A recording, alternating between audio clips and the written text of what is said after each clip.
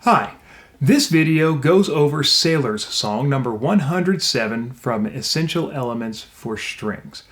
The Sailor song is a traditional sea shanty that sailors used to sing while they were working on boats, going across the ocean or between countries delivering cargo or whatever, and it helped them work together. It's a really great song, and I have put some links in the description down below of some really good performances of this song, so you want to take a moment and go down and listen to those at some point. You'll also notice I put the theme song to SpongeBob SquarePants down there. You may not have realized it, but I hope you will soon, that the theme song from SpongeBob is taken from this song, which is originally titled Blow the Man Down. If you are a cello or a bass player, you're going to notice that during this lesson I'm playing a violin, which is great for violin or viola players. Everything I talk about is going to be the same for violin or viola. But for cello or bass, there's a few things that are a little bit different. Also in the description, there are links to supplemental videos for cello or bass. Cello and bass players, please watch this one all the way through because a lot of what I talk about is the same no matter what instrument you play. But there are a few things that are specific to the cello or bass. So check out those other videos if you are a cello or a bass player. All right, so the first thing we're going to do is I'm going to cut over to a performance because I want you to know what the song sounds like. The metronome marking I'm using is 84 beats per minute, and I'm using that speed because that is the speed that it goes if you use Smart Music or Essential Elements online. So we're going to go ahead and cut over to that now, and then we'll be back with some things about the song.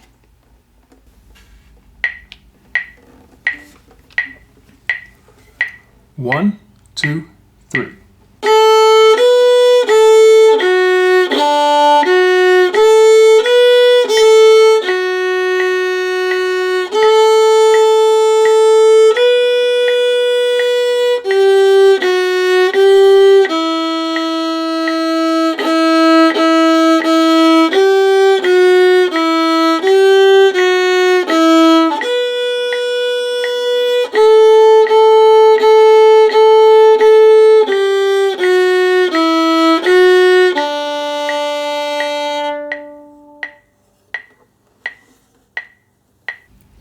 All right, so now that you know how that song sounds, we're going to go over a few things that are required to play that song well.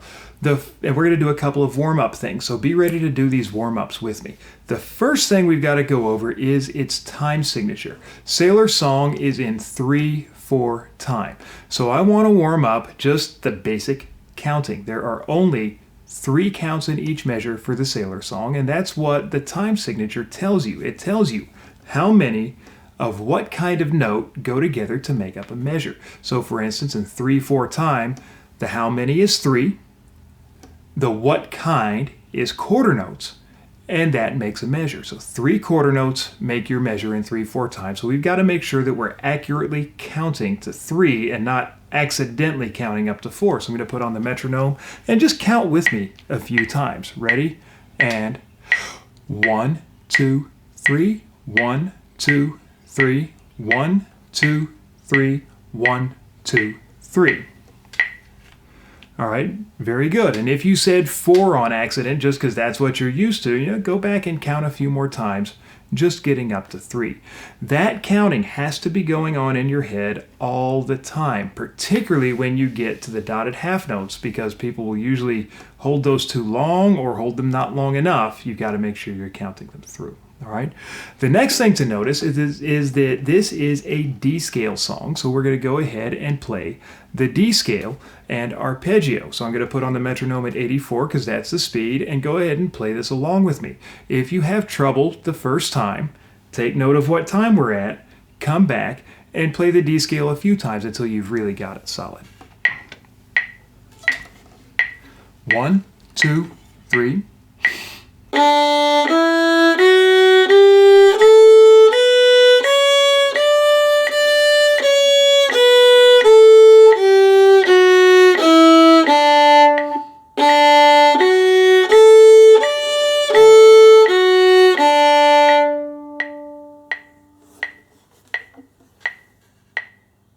All right, and do that again a couple of times if you need to make sure it's really accurate. Make sure you include the arpeggio because this song has several arpeggio fragments in it that you want to be aware of. All right. The next thing is that even though it's not marked, you may have noticed in my performance that I used some fourth finger.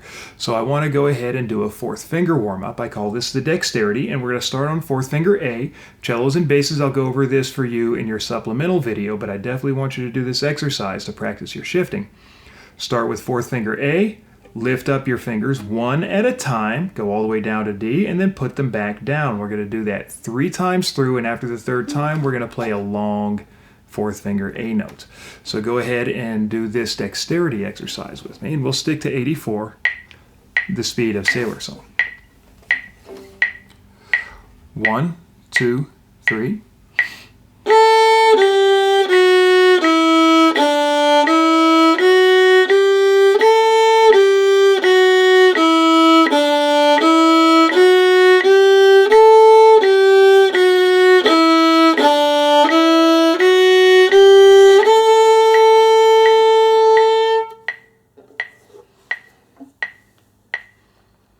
One thing I want you to be really careful of when you're doing that dexterity exercise is that when you lift your fingers, be really careful that you're keeping them relaxed so that by the time you get to the open D, your fingers look like this, and that you're not doing this as you lift up your fingers, because then you're going to lose your accuracy and you're not going to be able to go fast later on. So very careful. Each finger just relaxes as you lift it up so that it stays in place over the D string.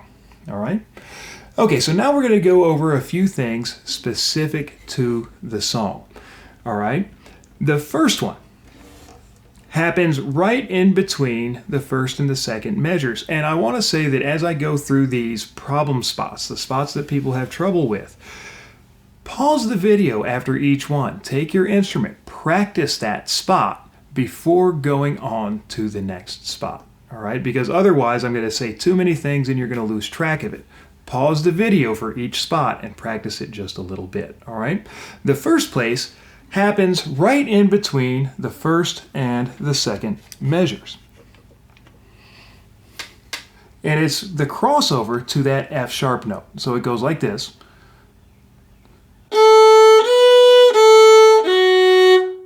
And people have a really hard time hitting that F sharp note. And here's why. They'll go like this with their left hand.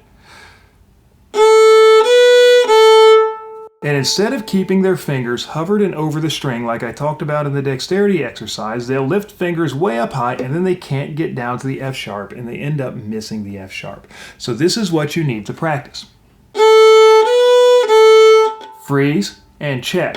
Where is your F sharp finger? It's not in place. So I'm going to move it into place and then I'm going to go ahead and play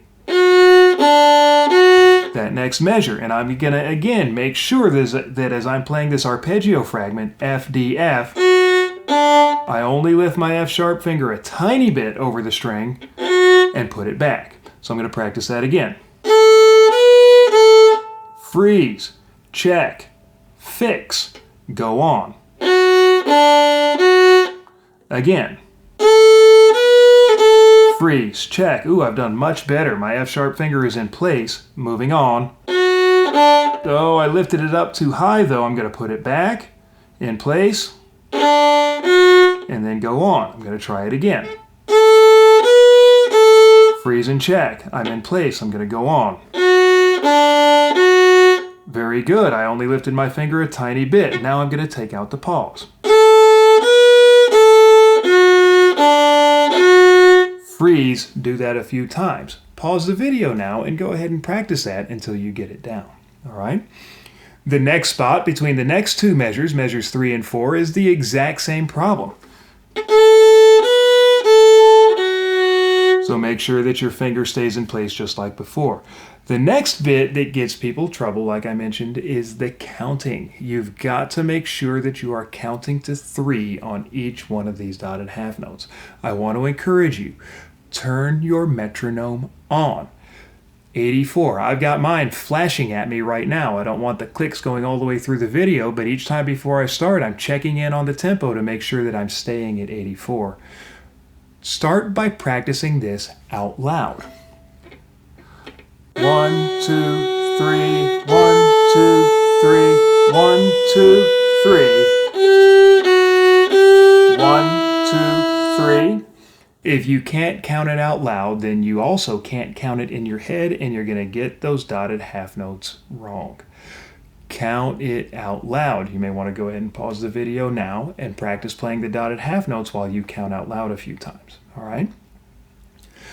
Next thing that happens after that is the crossover between the B and the G. And this is between measures 1, 2, 3, 4, 5, 6, the dotted half note B in measure 6, going on to measure 7. And here's what people do. I'm going to start on the dotted half note A in measure 6. 1, 2, 3, 1, 2, 3. And look at where my G finger is. Up in the air, out of place. I'm not going to be able to get it down where it needs to go to play that G. So I want to make sure I'm going to start on that A. 1, 2, 3, 1, 2, 3, freeze. I'm going to check my G finger. Look at that. It's hovered. It's in place. It's ready to go. 2, 3. All right. The other thing you've got to be really careful about is what does your pinky do during that G? So I'm going to start on the A and I'm going to show you the common mistake. 1, 2, 3, 1, 2, 3, 1.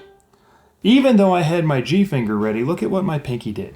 It got all curled up and it's out of the way. I want to be really careful that my pinky stays relaxed and over the string. And like I said before, I really want you to use your pinky finger in this song later on. So if you can get in the habit of keeping your pinky relaxed and over the D string, that's really important. So go ahead, pause the video right now, and practice going from the A to the B, freeze, check your G finger, check your A finger, move on to the G, freeze, do it again. All right, pause the video and practice that now. Okay. The next spot that gives people some trouble is if I want to go ahead and start on the second line. And it's the G, F, E, G, F, E. You've got these little scale fragments there, little pieces of D scale, and that's about not lifting your fingers up too high. So I'm going to start the second line. 1, 2, 3.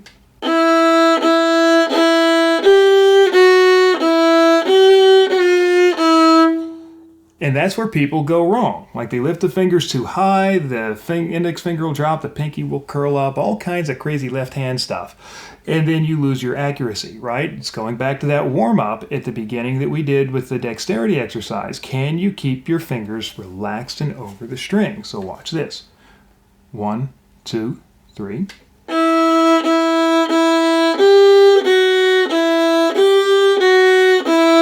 See where my fingers are? Just relaxed and hanging out over the string. So practice that now. Pause the video and then come back when you've got the hang of that. Next spot is getting over to the B. So if I start on line 2, measure 3.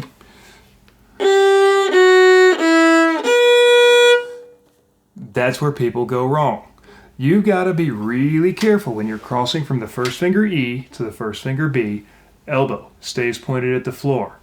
Knuckle stays up here by the nut, tunnel stays under the first finger, and that you just lift the finger, go across, and put it back down. People have a lot of trouble when they go across. They'll swing the elbow out, drop the first finger, put the thumb back, and then everything gets messed up from there on out. So you may want to, just right now, pause the video and practice moving your first finger back and forth between an E and a B, keeping your finger tall. Then you can practice it. Starting on measure 3. 2, 3. Freeze, move over, play. Try it again. Oh no, I messed it up, so I'm going to fix it, put my B finger in position, and then play the B. Once I got the hang of that, and I can have the B in place with the freeze, take out the freeze. All right, pause the video, practice that a few times. The next spot is coming off of that B, and like I said, I would like for you to use a pinky finger coming off of that B. There's 2 parts to the fourth finger rule. You may know the part that if you can use your fourth finger to stay on the same string, then you should use your fourth finger. Like if you go G, A, G, or F, A, and then back to G. Keep it on the same string, use the fourth finger.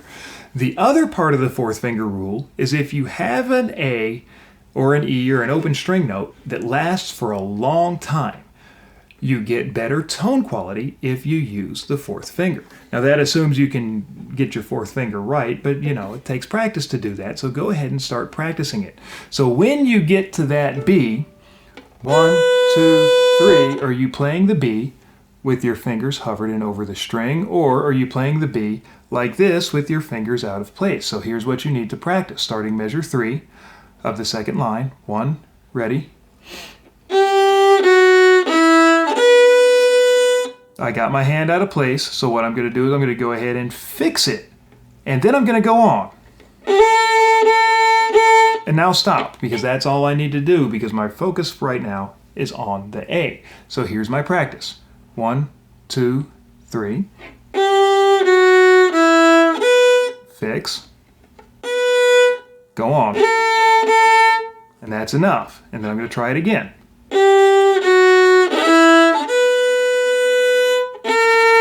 And once I can get that fourth finger reliably ready while I'm still playing the B, then I'm ready to take out the pause and keep going. So pause the video and practice that a few times. All right, so that takes you through the main technical challenges. So now here is the challenge round. Oh, before we go on to challenge round, once you've gone through all those practice steps, go back near the beginning of the video to where I do the performance and play it through with me a couple of times, right? See if you can get all that put together. All right, so next is the challenge round. I hope you noticed in the description below that I've put links to several videos of original versions of this song. It's an old sailor song called Blow the Man Down. It's a sea shanty. And that means that this is a song that people really sang when they were working on boats, crossing the ocean or going up and down the river or whatever, right? Moving stuff from here to there. The version we have in the book isn't much like the real version. So your challenge is to see if you can make this sound a little bit more like the real thing. Challenge number 1 might just be speed. Right? Because you notice when you listen to the SpongeBob theme that uses this tune, it goes really fast. So your first challenge might be, can you get it that fast? And you'll only be able to if you're doing the hover finger things like I was mentioning. So you may want to just see if you can get it up to this speed. 1, 2, 3, 1, 2, 3, 1, 2, 3. 1, 2, 3.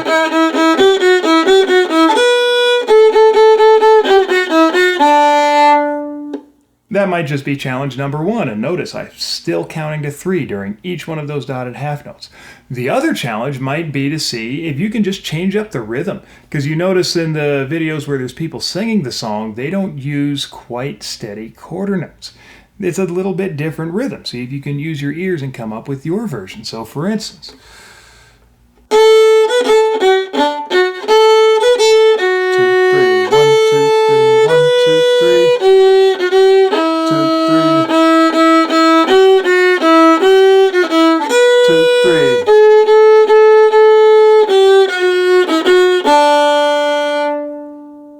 now your version might sound a little bit different than what's in the video. Might sound different from what I just did. You might do a combination of the SpongeBob version and the versions you heard down in the video. Everybody's going to do it a little bit differently, and that's okay. So see if you can come up with your own version of the Sailor song. That's your challenge round. So anyway, I hope that this video was helpful for you. If this video was helpful, please like the video, give it a thumbs up, subscribe to my channel, and remember, keep practicing.